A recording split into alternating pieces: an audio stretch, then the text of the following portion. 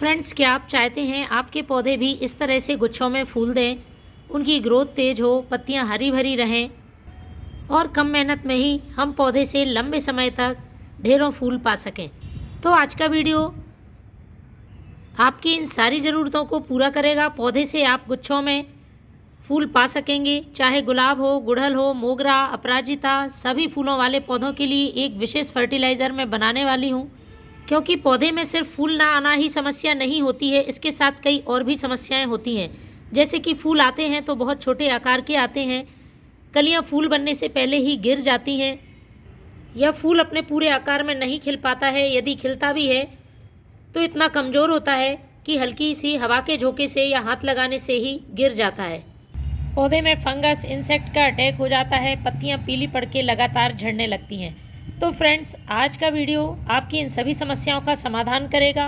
पूरे वीडियो में मेरे साथ अंत तक बने रहें, क्योंकि सिर्फ फर्टिलाइज़र ही नहीं, पौधे से जुड़ी ज़रूरी देखभाल से संबंधित बातों का ज्ञान होना भी हमें ज़रूरी है। तो फर्टिलाइज़र डालने से पहले सबसे पहला काम होता है पौधे में सूखे हुए फूलों को हटाना।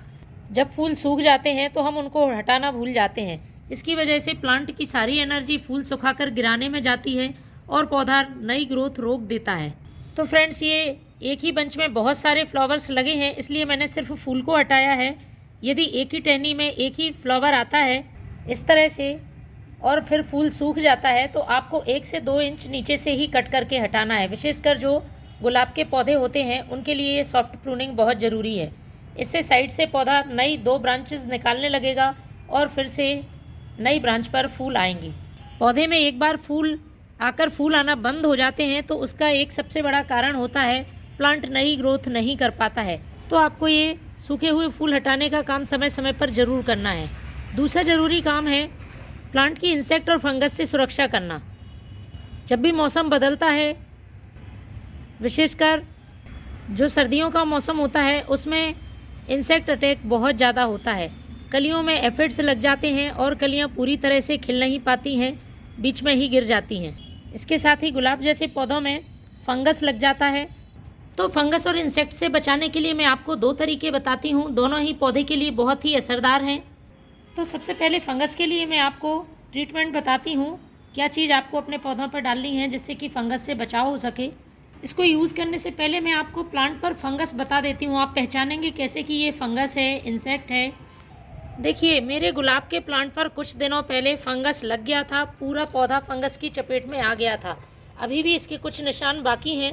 आप देख पा रहे होंगे ये टहनियों पर डार्क रेड ब्लैक कलर के छोटे छोटे से स्पॉट्स दिख रहे हैं, ये फंगस की निशानी है। इस तरह से प्लांट में फंगस लगता है और पौधा पूरी तरह से ख़राब हो जाता है। वो टहनियाँ सूख जाती हैं, एक तरफ की टहनी सूख गई हैं, लेकिन मैंने इस पर जो चीज़ मैं आपको बताने वाली हूँ उसका स्प्रे किया था।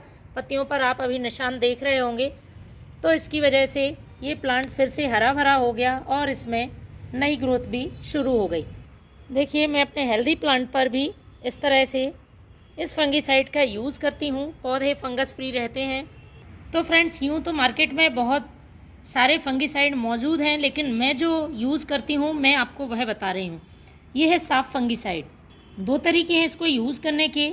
आप डायरेक्ट सॉइल में भी इसका पाउडर पॉट की साइज़ के हिसाब से 1 से आधा चम्मच मिला सकते हैं, या फिर जब प्लांट लगा रहे हैं तो सॉइल मीडिया में भी मिला सकते हैं। लेकिन इसको मैं स्प्रे करती हूँ तो वो मैं आपको बताती हूँ। तो लगभग 1 से 2 ग्राम हमें ये फंगीसाइड का पाउडर ले लेना है और 1 गिलास पानी में अच्छी तरह से घोल लें। इसके बाद इसे आपको स्प्रे बॉटल में भर लेना है। फ्रेंड्स, ज़्यादा मात्रा में यूज़ नहीं करना है, इस बात का ध्यान रखें। पौधों की संख्या के हिसाब से कम ज़्यादा बना सकते हैं। यहाँ मैं पहले ही अपने प्लांट पर स्प्रे कर चुकी हूँ, इसलिए सिर्फ 1 गिलास ही मैंने ये फंगीसाइड तैयार किया है। स्प्रे बॉटल में भरने के बाद आपको अपने प्लांट पर अच्छी तरह से स्प्रे करना है। देखिए, इसमें भी टहनी पर कहीं कहीं फंगस नज़र आ रहा है, तो इसको दूर करने के लिए हमें इस फंगीसाइड का छिड़काव करना बहुत ज़रूरी है। अब फ्रेंड्स, यदि आपके प्लांट में एफिड्स हैं, कलियों पर एफिड्स लगे हुए हैं, पत्ते खराब हो रहे हैं, तो उनके लिए आप नीम ऑयल का स्प्रे कर सकते हैं। दोनों चीज़ों का स्प्रे हमें इकट्ठा नहीं करना है। इसलिए मैं आपको बता देती हूँ इसका तरीका। 1 लीटर पानी में 3 से 4 ml ये वाटर सॉल्युबल नीम ऑयल अच्छी तरह से घोलें और पौधे पर स्प्रे करें। दोनों चीज़ों के स्प्रे में आप 15 से 20 दिन का अंतर ज़रूर रखें। इकट्ठा एक ही प्लांट पर सारे स्प्रे नहीं करना है। अब अगला काम है, आपको प्लांट की मिट्टी को हल्का रखना है। इसके लिए हर 15 से 20 दिन में मिट्टी की अच्छी तरह से गुड़ाई करें, जिससे कि जड़ों में पर्याप्त मात्रा में ऑक्सीजन पहुंच सके।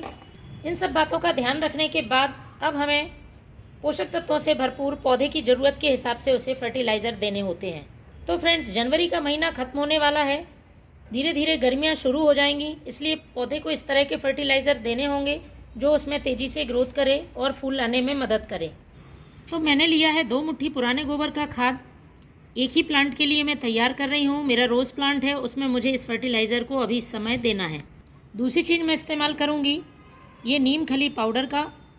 पोषक तत्व तो इसमें मौजूद हैं ही, इसके साथ में ये प्लांट की मिट्टी में यदि इंसेक्ट फंगस होंगे तो उनको दूर रखने का काम करेगी। और गोबर की खाद में नाइट्रोजन के साथ साथ कई पोषक तत्व मौजूद होते हैं, पौधे को अच्छी ग्रोथ देने के साथ ही उसमें फूल लाने में मदद करते हैं। इसके बाद तीसरी जो मैं चीज़ इस्तेमाल कर रही हूँ फूलों वाले पौधे के लिए बेहद ज़रूरी है, क्योंकि प्लांट की सॉइल को एसिडिक करने का काम करती है। तो ये है यूज़ की हुई चाय पत्ती। अच्छी तरह से धोकर सुखा लें और फिर इसका इस्तेमाल करें। तो 1 छोटा चम्मच मैंने ये यूज़ की हुई चाय पत्ती ले ली है। इन सभी चीज़ों को अच्छी तरह से मिला लें। यदि आपके पास पुराने गोबर का खाद नहीं है तो आप वर्मी कंपोस्ट या किचन वेस्ट कंपोस्ट का इस्तेमाल कर सकते हैं। अब हमें प्लांट की मिट्टी में जगह बना लेनी है और पौधे में पॉट की साइज़ के हिसाब से ये खाद डाल देना है।